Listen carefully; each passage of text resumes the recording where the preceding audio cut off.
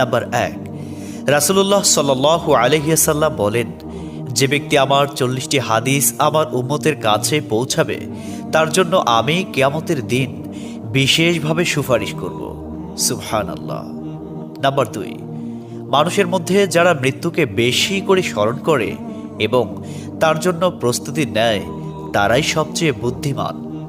Number ৩, প্রত্যেক জিনিসের জাকাত আছে, আর দেহের জাকাত হচ্ছে রোজা।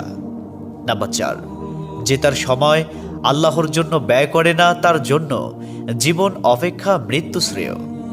নাম্বার ৫, যারা সব সময় ইস্তিগফার তথা ক্ষমা প্রার্থনা করে তাদের সাথে উঠা বসা করুন, কেননা তাদের হৃদয় সবচেয়ে কোমল হয়। নাম্বার ৬, তুমি যত সিজদা দিবে আল্লাহ তত গুণা তোমার মাফ করে দিবেন। সুবহানাল্লাহ।